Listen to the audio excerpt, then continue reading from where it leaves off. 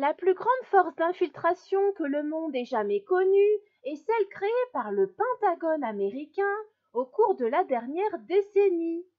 Quelques 60 000 personnes font désormais partie de cette armée secrète, dont beaucoup travaillent sous de fausses identités et font profil bas, le tout dans le cadre d'un vaste programme appelé réduction de la signature, c'est-à-dire réduire les traces menant au Pentagone US.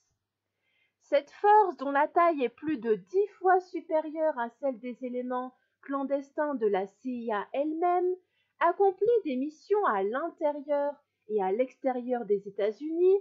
tant en uniforme militaire que sous couverture civile, dans la vie réelle et en ligne, se cachant parfois dans des entreprises privées et des cabinets de conseil type Kinsey, dont certaines sont des sociétés connues. Ce changement sans précédent a placé un nombre toujours plus grand de soldats, de civils et d'entrepreneurs sous de fausses identités, en partie comme le résultat naturel de la croissance des forces spéciales secrètes, mais aussi comme la réponse intentionnelle au défi de voyager et d'opérer dans un monde de plus en plus transparent. En outre, l'expansion de la cyberguerre menée par le Pentagone US a donné naissance à des milliers d'espions qui effectuent leur travail quotidien sous de faux noms, le type même d'opération néfaste que les USA décrivent lorsque ce sont des espions étrangers, par exemple chinois, qui le font. Le reportage exclusif de Newsweek sur ce monde secret est le résultat d'une enquête de 2 ans comprenant l'examen de plus de 600 CV et de 1000 offres d'emploi, des dizaines de demandes au titre de la loi sur la liberté d'information et des dizaines d'entretiens avec des participants et des décideurs du monde de la défense, donc du ministère de la Guerre. Ce qui en ressort est une vue d'ensemble sur un secteur peu connu de l'armée américaine, mais aussi sur une pratique totalement non réglementée, totalement illégale. Personne ne connaît la taille totale du programme, et l'explosion de ce programme de réduction de la signature n'a jamais été examinée pour son impact sur les politiques et la culture militaire. Le Congrès n'a jamais tenu d'audience sur le sujet, et pourtant l'armée, en développant cette gigantesque force clandestine, défie les lois américaines, les conventions internationales de Genève, le code de conduite militaire et sa propre responsabilité envers le pays. Environ 130 sociétés privées participent à cet effort de réduction de la signature et administrent ce nouveau monde clandestin. Des dizaines d'organisations gouvernementales peu connues et secrètes soutiennent le programme, distribuant des contrats classifiés et supervisant des opérations non reconnues publiquement. Au total, ces sociétés engrangent plus de 900 millions de dollars US par an pour servir les forces clandestines, qu'il s'agisse de créer de faux documents, de payer les factures et les impôts, de personnes opérant sous des noms d'emprunt, de fabriquer des déguisements et d'autres dispositifs pour déjouer la détection et l'identification, notamment par biométrie et RFID, ou de construire des appareils invisibles pour photographier et écouter les activités dans les coins les plus reculés de l'Asie, de l'Europe, du Moyen-Orient et de l'Afrique. Donc c'est un groupe qui n'existe pas sur le papier. Les forces d'opération spéciales constituent plus de la moitié de cette force de réduction de la signature, ces guerriers de l'ombre qui poursuivent les TERRORISTES dans les zones de guerre, du Pakistan à l'Afrique de l'Ouest, mais qui travaillent aussi de plus en plus dans des points chauds non reconnus, notamment derrière les lignes ennemies dans des endroits comme la Corée du Nord et l'Iran. Et dernièrement, l'Europe de l'Est avec plus de 50 000 militaires postés aux frontières de la Russie. Et c'est la même chose en Extrême-Orient chinois. Les spécialistes du renseignement militaire, les collecteurs, les agents du contre-espionnage, constituent le deuxième élément le plus important. Des milliers de personnes sont déployées à tout moment avec un certain degré de couverture pour protéger leur véritable identité. Le groupe le plus récent et qui connaît la croissance la plus rapide est une armée clandestine qui ne quitte jamais son clavier. Il s'agit de cybercombattants et de collecteurs de renseignements à la pointe de la technologie, donc ça veut dire qu'il y a le big data derrière,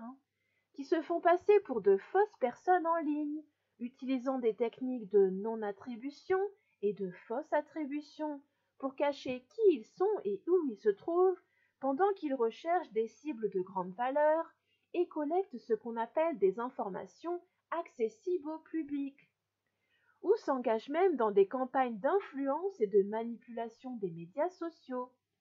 Des centaines de personnes travaillent à la NSA et pour elles, mais au cours des 5 dernières années seulement, toutes les unités militaires de renseignement américains et d'opérations spéciales ont mis en place une sorte de cellule opérationnelle web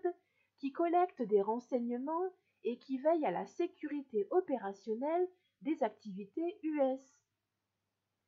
À l'ère de l'électronique, l'une des principales tâches pour réduire la signature consiste à garder masquées toutes les organisations et les personnes, voire les automobiles et les avions impliqués dans les opérations clandestines. Cet effort de protection va du nettoyage des signes révélateurs des véritables identités sur Internet jusqu'à l'implantation de fausses informations pour protéger les missions et les personnes. Donc ça peut vouloir dire par exemple de créer une fausse actualité, des opérations sous faux drapeau, des false flags. Alors que l'identification standard ineffaçable et la biométrie sont devenues des normes mondiales, l'industrie de la réduction de la signature s'efforce également de trouver des moyens d'usurper et de déjouer tous les systèmes existants, depuis les empreintes digitales et la reconnaissance faciale par biométrie aux frontières, jusqu'à la garantie que des agents infiltrés peuvent entrer et opérer aux États-Unis en manipulant les registres officiels pour s'assurer que les fausses identités correspondent. Tout comme la biométrie et la Real ID, donc l'identifiant réel, sont les ennemis du travail clandestin, l'échappement numérique entre guillemets de l'activité en ligne l'est aussi. L'une des principales préoccupations du travail anti-terroriste à l'ère de ISIS est que les familles des militaires sont également vulnérables, une raison supplémentaire selon les participants d'opérer sous de fausses identités. L'abondance d'informations en ligne sur les individus, ainsi que certains piratages étrangers spectaculaires, comme dernièrement tous les grands sites américains, les grandes entreprises américaines, sont tombés en panne en même temps,